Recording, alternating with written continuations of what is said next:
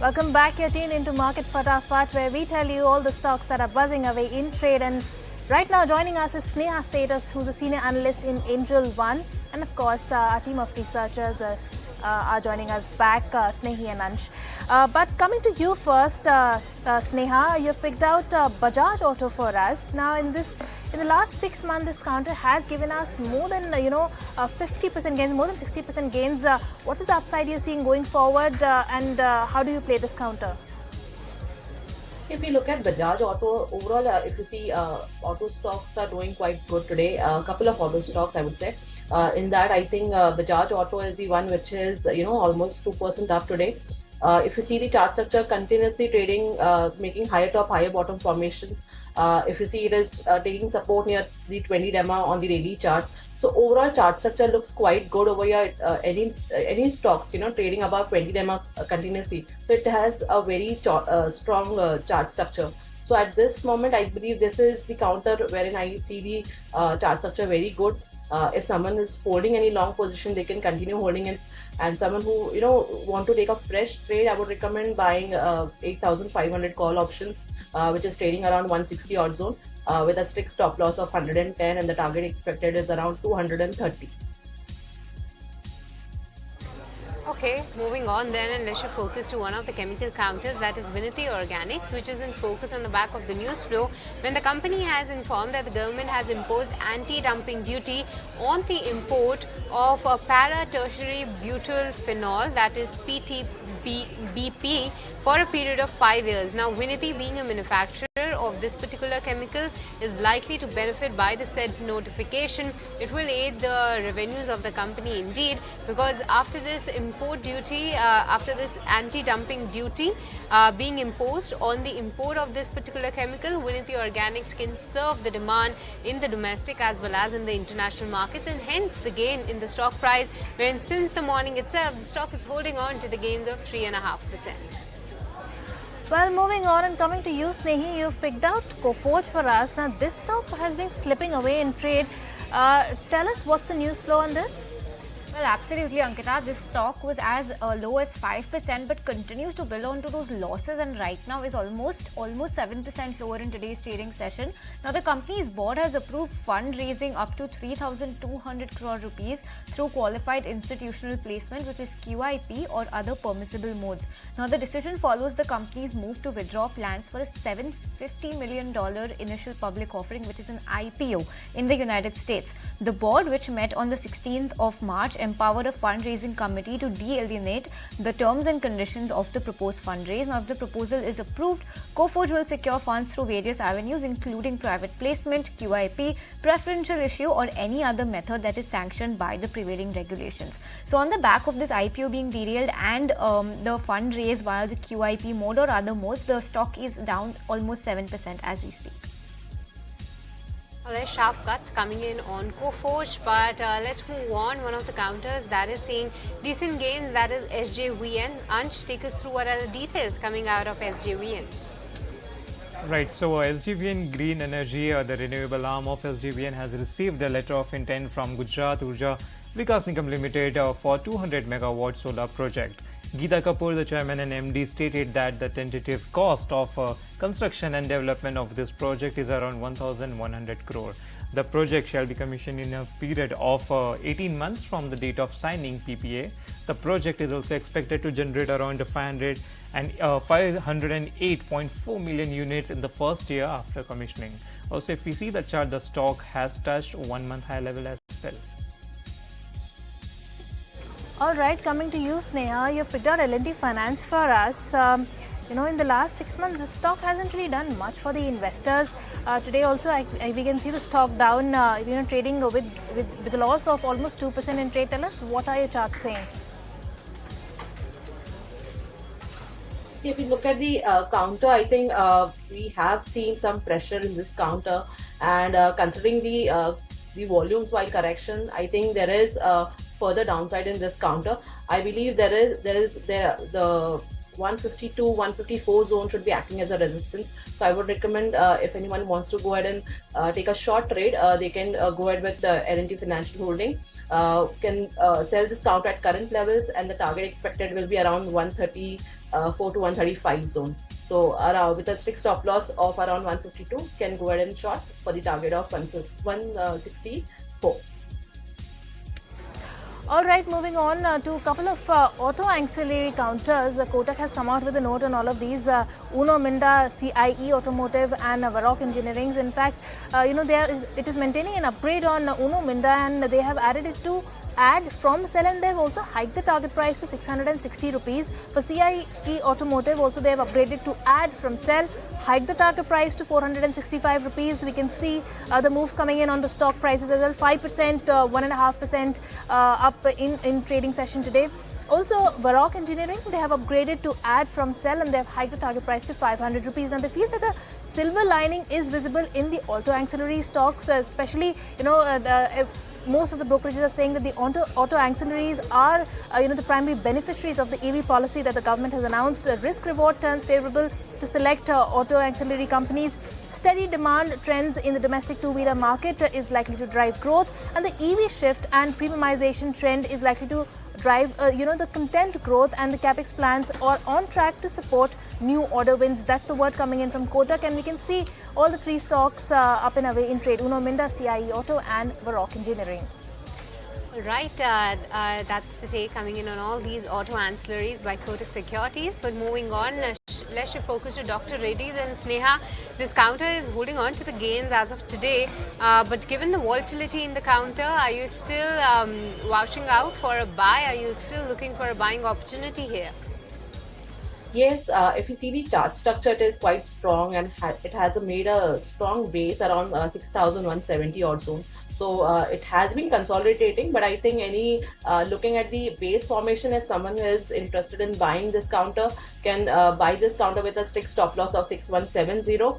Upside, if any move beyond say 6,400, this counter may attract fresh momentum, which can bring it towards 6,600 even. So we may expect an up move beyond the record highs, even if we see an up move above at least 6,400. So this would be the counter if someone who's looking to go ahead and long in the pharma space.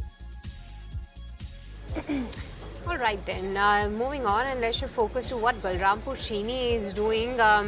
Not a significant news, but indeed a positive news flow coming in on Balrampur Chini, that the company has informed that they have forged pivotal association with key global players for their upcoming PLA bioplastic manufacturing facility. This is one of the facilities that the company has announced that they're going to be foraying and setting up a new plant for the bioplastic manufacturing, and for this the company has informed that they have now got into association with some of the key global players, and that is expected to aid the revenues of the company in the times ahead. On the back of this news, Balrampur Chini is in focus, did open with a gains of almost 1.5%, but as of now holding 0.5% gain in today's trading session. Right. Sneha, you have picked out SRF for us. SRF, this counter has, in the last 6 months, has just given gains of 4% and done nothing for the investors. Of course, today it is trading with gains of 1.5%, but tell us what is the upside you're seeing in this particular counter? See, rightly said that this counter has been, has not performed that. But if you see the overall chart structure, I think it has formed a strong base at this moment, and around 2,250 or so, and it has given a strong move after that. Although it wasn't a sharp move, but slowly and steadily it has been heading northwards. I believe there is a resistance. In fact, there is a falling trend line resistance around 2,500 odd zone. But I think that resistance can be breached, seeing the recent volumes when it came from the lower levels. So I think we can go ahead and long this counter, expecting a breakout of this trend line resistance. So I would recommend buying this counter with a strict stop loss of around say 2,400 can be maintained as a strict stop loss, which is around today's low. And upside potential can be expected around 2,620, 2,630. That is the level we are watching in this particular counter. Moving on, and one of the stocks that is locked at an upper circuit as of now, that is KPI Green. And Snehi, take us through what's the news coming out of KPI Green Energy. Firstly, just like you mentioned, stock locked in upper circuit. Now, shares of KPI Green Energy have been in upper circuit since morning trade today after the company emerged as a successful bidder in the Maharashtra State Power Generation tender for the 100 MWAC solar power project development. Now, the company had participated in the EPC package with land to develop a 600 megawatt solar project at various locations in Maharashtra, and it has received the order for a 100 megawatt project this time around. Now, this is a second such order in quick succession for the company, because last week also the company won a wind solar power project from Gujarat Urja Vikas Nigam Limited, which is a GUVNL, to develop a wind solar hybrid power project. This tender was for developing 500 megawatts, and on top of that, now the company has won another order for 100 megawatts, and both of them have the green shoe option for another 500 megawatts as well. This is for the Gujarat project that the company won last week. So, well, back-to-back order wins coming in for the company, and the market is taking it well, and the stock, like you see, is locked in upper circuit. All right, with that, it's time for us to slip into a short break. You don't go anywhere. We'll be back with other stocks that are buzzing away in trade. Welcome back. You're tuned into Market Fatafat, a show where we take you through all the stocks that are buzzing away in trade. But before we get started with another set of stocks, so we'll go on to an ET Now exclusive. We learned that Tata Steel has started preparing for its first rupee bond sale in over a year. The company's board committee will meet on Tuesday to consider the sale of NCDs. My colleague Anurag Joshi is joining in with more details on that. And as of now, the stock is trading with an uptick of more than 4%. Over to you, Anurag. Tata Steel is in talks with arrangers in the corporate debt market to raise about 3,000 crore rupees through a rupee bond sale. Now, Tata Steel's board committee meets tomorrow to consider the sale of non-convertible debentures, and if this sale goes through, this will be Tata Steel's first bond sale in over a year. At the end of February 2023, Tata Steel had raised almost 2,200 crore rupees through a 5-year bond issue. So this would be the first one since then. Now, the Tata Steel bond issue is also coming at a time when overall the macro picture looks slightly favorable for the bond market.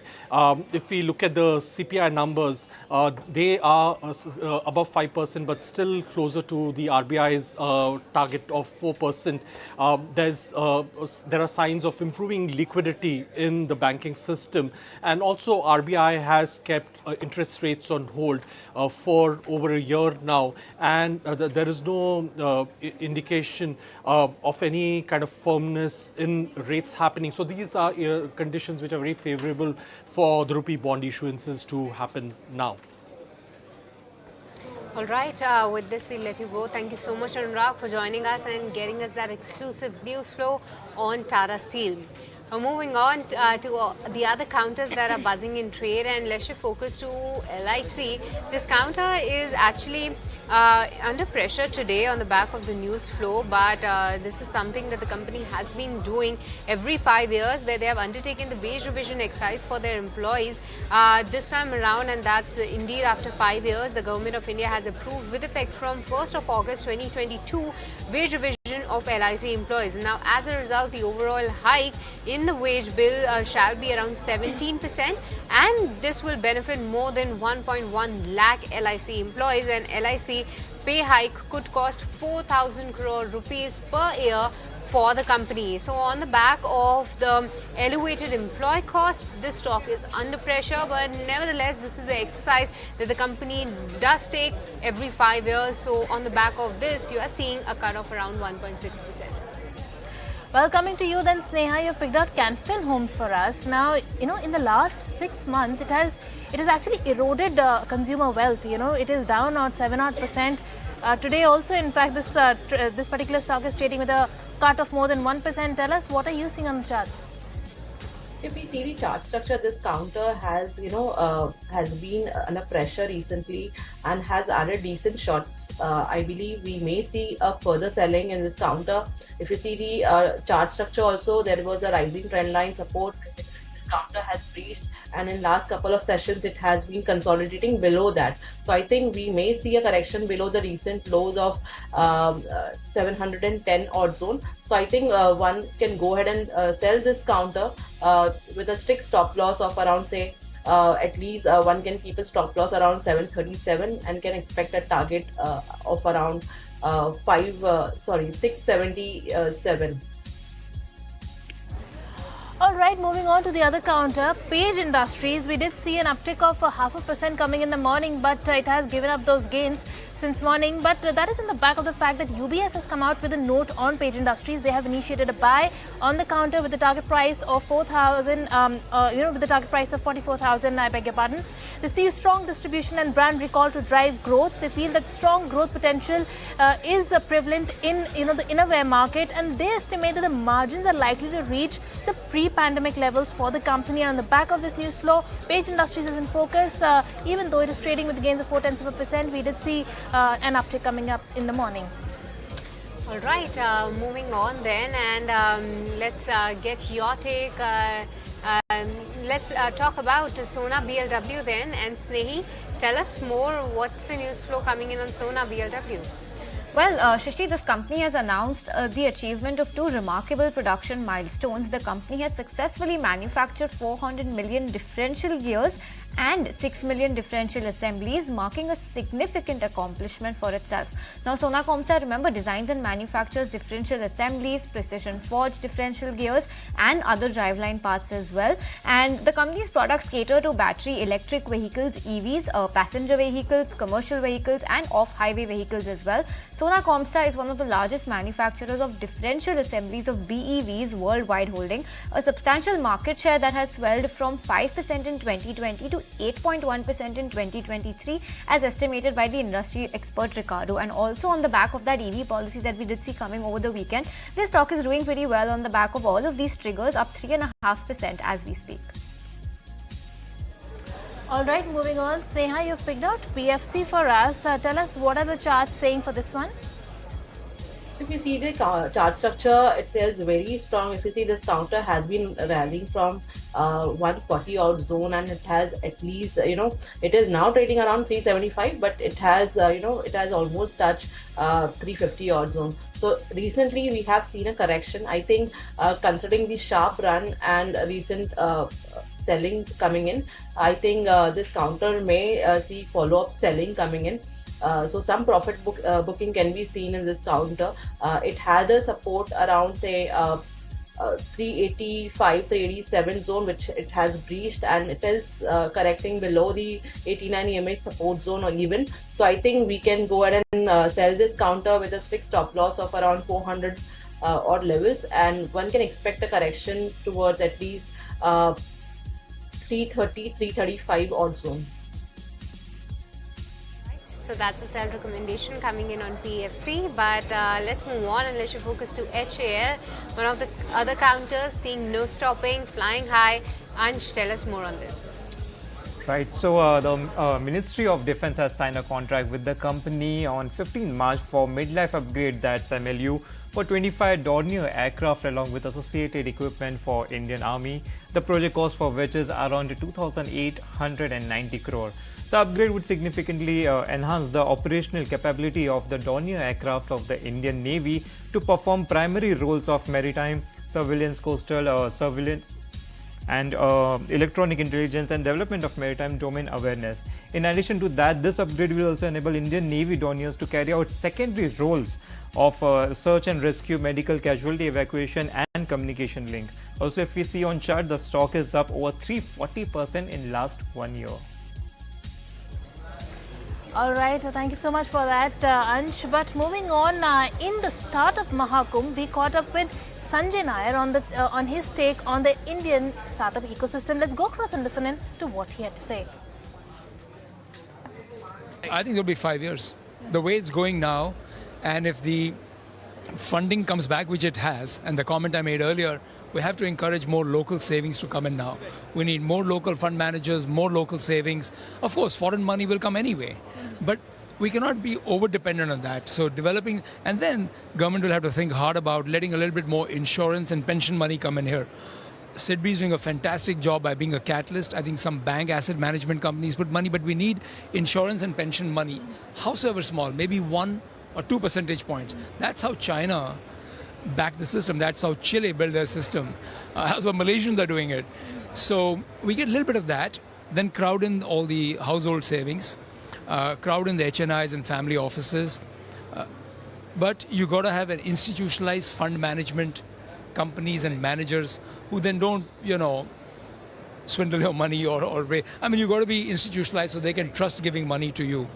So I think that is starting. Look, China's got 8,000 funds here, local funds. We have, 180, 150. So we have a long way to go. And I think that's what is critical.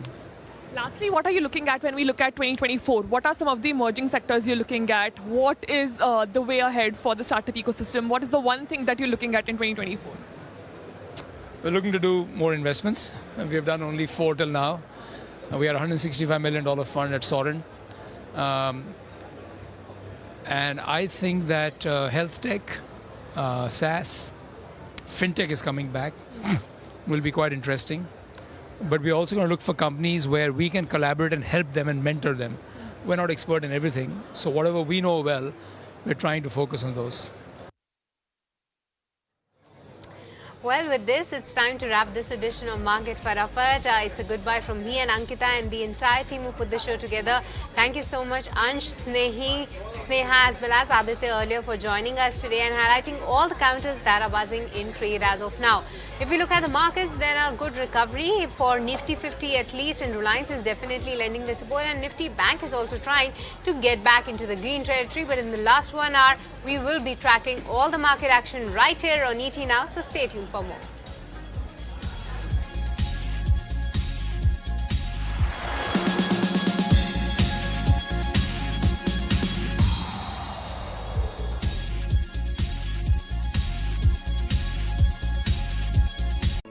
If you like this video, then like, share and subscribe to ET Now.